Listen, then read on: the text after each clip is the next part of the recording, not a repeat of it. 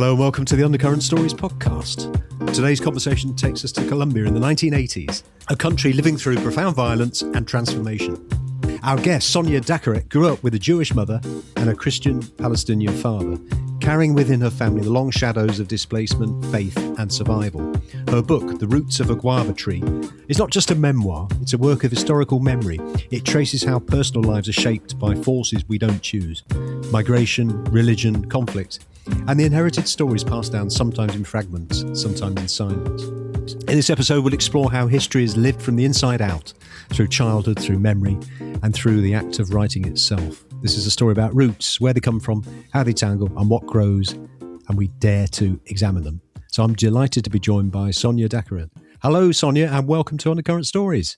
Hello, thank you for having me today. It's great to have you on. Thank you ever so much for coming on. First of all, you got this book out, which came out last year. What inspired you to write it? It came out last year, last August. I would say that I honestly did not set out to write a book. I just, for multiple reasons at the time, probably having to do with the fact that I became middle-aged and was going through a natural process of looking back at my life, which is not uncommon, decided to take a writing class and try my hand at some creative writing. It was really a very not directed toward writing a book process.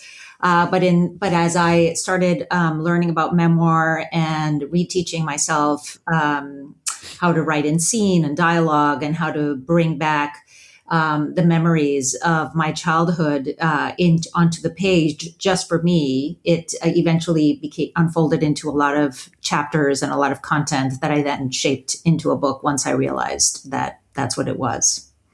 When you were writing the book, did you come up with memories that perhaps you might not have had you not written it? I would say that the memories that came back, that I brought back, some of them were very much in my head vividly the way that I wrote them. For example, there's a scene in which there are a few kind of near-death experiences in childhood, and those are very, very vividly in my mind, and they were written that way. But I would say that the process of really thinking deeply about my childhood, about the place that I grew up, about my parents and my grandparents, didn't bring back different memories, but brought back maybe a different understanding, a deeper understanding of who they were and what my childhood was about. I think that's what the book really, the effect of the book had in me, is just to arrive at a sense of just love and appreciation for my ancestors and my parents in a way that I hadn't really considered before. Before I sat down and really thought about them deeply. And what do you remember most vividly about growing up in Colombia in the 1980s? Vividly? It was a very vivid place. Cali was a city that was full of life, that was and still is quite beautiful. The nature is spectacularly green and tropical and gorgeous flowers all around. And I grew up in a house that my parents built from the ground up in what was then a remote suburb. The city has grown around it. But at the time, it was distant in the 70s when my parents built the house. So there were a lot of insects and animals that I write about in the book, sort of these types of giant kind of cockroach type things that swam in the swimming pool, and bats that flew around at night. And the neighbors had a pet monkey and all these things that to me were normal. But in my childhood, just really created the fabric of a very tropical, very, very beautiful, very animal-laden childhood, insects and etc. In the 1980s, what I do write about in the book is that there was a period of profound change in the country at the time. The drug cartels are really gaining strength in Colombia, and eventually came to challenge the Colombian state for legitimacy and power. And I was living in a place that was really undergoing profound transformation and violence as all these narco dollars kind of flooded the economy and really impacted every part of life in Cali.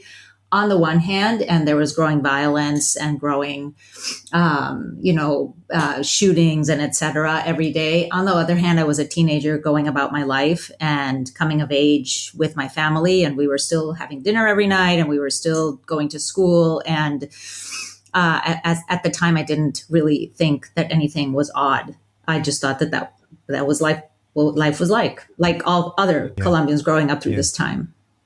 Yes, it was almost like a norm, and you lived with it. Do you sense that your parents were concerned about the situation? Did it sort of prohibit them going out? And things like that? No, I think we went about daily life as we would have ordinarily, but with much greater caution. I think my parents were remarkably permissive in the sense that I went out at night with my friends, even though they warned me and they were so nervous and worried. I mean, I have great respect for them now that I'm a parent, knowing what's happening in Cali at the time. But we were out at night, we were living our lives, and I think with care, you lock your car doors, make sure you have your ID, have money on you at all times, stay with your friends.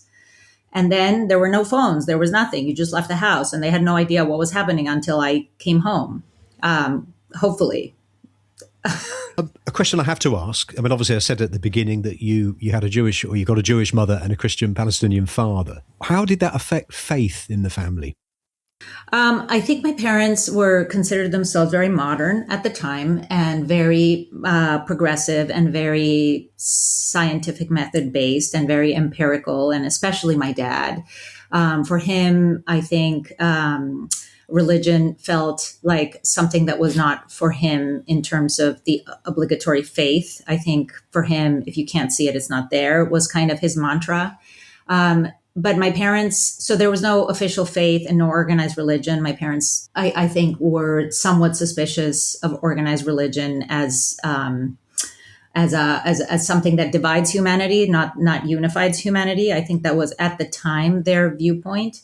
But my parents were profoundly, they had their own sense of justice and right and wrong. In the book, I write a lot about their complete intolerance of any kind of entitlement on my part, or of not treating the people who worked in our house with full respect and dignity. So my parents had their own moral code, and they shared a tremendous amount of sort of similar viewpoints in terms of how you live your life and what it means to be a good person and be in the world as a good person. When did you first realize that your sort of family story was different to some of your friends? I think pretty early on, I knew. As soon as I started going to school, in the book, I write a lot about going to kindergarten and being asked what my religion was. And all of a sudden, I realized I had to have one, and I didn't. And I really wanted one, and I really wanted to be normal, and I wasn't. Or I thought that I wasn't normal because I didn't have a religion I could just say I had. But partly it's because in Colombia, everybody has a faith, and it's a predominantly Catholic country. And so then all my friends started having first communions. And that was the other time where I realized that I was not going to be having one, because my parents told me it was a very important acceptance of a certain kind of faith that they were not ready to pass on to me.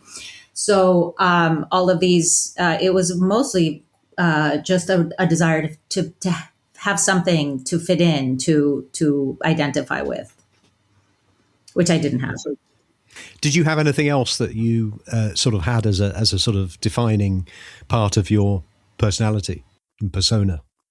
Well, in the book, I write a lot about how my parents, because of their modern viewpoints, didn't allow me to have pierced earrings. And I had very short hair because they didn't know what to do with my coarse, curly hair. So in an extremely gender-defined society where everyone was Catholic, there was also everybody was either a boy or a girl, and the girls had long hair with braids or ponytails, and they certainly had earrings. So everybody could tell right away if you were a boy or a girl. And I really was kind of not either, because a girl with short hair and without earrings was a boy, but she really wasn't. So there was also the physical manifestation of how I looked so different than everybody else, or I felt like I did. Hi, it's Bob here. Just a quick interlude. Hope you're enjoying this episode. And if you would like to hear more interesting interviews, we have over 150 episodes to date with many fascinating guests talking about a wide variety of topics, which include music, history, philosophy, fitness, food and drink, adventure, contemporary culture, and many, many more. I'm sure there's something that you'd really enjoy. So all you need to do is just visit undercurrentstories.com or search Undercurrent Stories in any of the podcast platforms. And now back to the show. The guava tree itself, could you just tell us what it represents? The guava tree comes from my parents, as I said before, built this house from the ground up in a remote suburb of Colombia. And there were 2 guava trees at the time on the property that predated us. Beyond that, my dad really had this plan to create this beautiful sort of tropical / Middle Eastern garden, which he kept struggling with because some of the plants wouldn't take and they couldn't survive the heat and the tropical, weather and the soil of where we were. But the guava trees really were tremendous overproducers of fruit. They carpeted the floor of the garden floor multiple times a year. And we played with them in the pool. And there's many scenes around the guava trees, but really they were rooted in place. They were productive and happy. And I think I just longed for my family to be rooted like that and just happy to find itself wherever it was. And at what point did you come to America? I came to the United States in the mid 1980s to go to college. The end of the book is the beginning of the book too. I'm leaving for college, and that was the decision I made. Was there a story within the book that you hesitated to tell, but you have told, or you struggled, or was there one that you struggled to leave out?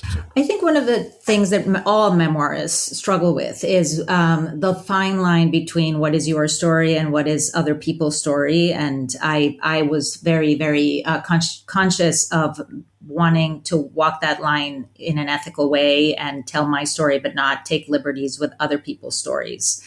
So everything that's in the book is my recollection of events. And if I am musing or speculating on what anybody else's thoughts or motivations were, I make clear that it's my idea of what they were feeling, but it's not, I don't take any liberties with other people's thoughts. I don't state that was their thought or their idea or their intention. I say I thought it was, and it was that was a tough line to walk from a narrative standpoint, but it was very important for me to make sure that I was doing it ethically and having respect for everybody else's sort of privacy and their own personal history. What have those close to you said about that in terms of the stories? I think I come, as you very well know, once you read the book, from a very private family, and we don't talk a lot about our identity or who we were. And so I think it was hard for some of my family to think about that being out in the open on the one hand. On the other hand, I think to some extent, my father passed away a few years ago, and it's nice to have a little piece of him preserved in a book that is published. So there's a little bit of, I think we now see the book as a legacy of a story that was really interesting and worth telling. Well, it certainly is very interesting, and I can't wait to read it. What do you hope that people take away from the book when they've read it? Honestly, the very, very best and favorite part of having written this book is talking to people about their own stories. I think the book prompts many people to think about their own families, their own grandparents, their own identities. And if people have a deeper thought about that, if they spend more time trying to understand where they come from and the richness that was passed on to them, that's the one thing that is very rewarding to me. So that sounds like if there's anybody listening who has got an idea, they would quite like to write a memoir, you would encourage I would them. encourage them to write down, even if it doesn't turn into a memoir, even if it doesn't turn into a book. I think writing down these stories and passing them down to our kids and to our families is really part of passing down a legacy of where you come from and how you're connected to history. I can vouch for that, because 2019, I wanted to find out my father's. I knew a lot about what had happened when he was younger, and I started writing a couple of times when I met him. I said, I remember that story that you told me about that, and he would then tell it again. But sadly, he died 3 months later, so I do regret that. I should have done it earlier. But, did you interview him on? Did you record any of it, or did you? No, I didn't. No, I sat with him and I wrote a few things down. So, and I've got a 93-year-old mother, and I should be doing it with her. I recommend it. But I'm sure if anybody's listening, you would encourage that. Yeah. Did you find yourself? Was it? I mean, people talk about it. Was it a cathartic thing? You doing it? Do you think? I wouldn't describe it as cathartic. I would describe it as a great piece of. I just was filled with peace and understanding for my childhood. I had put it away and really not considered it very deeply.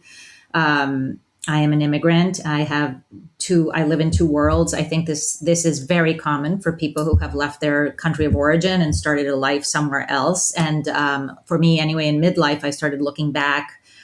And it felt like my first life growing up in Colombia was somewhat disconnected from my current life, which is wonderful, but there didn't seem to be a lot of connecting threads, unlike people who grow up in the community their whole life, or they have a more sort of linear through line of where they've lived and how they've lived.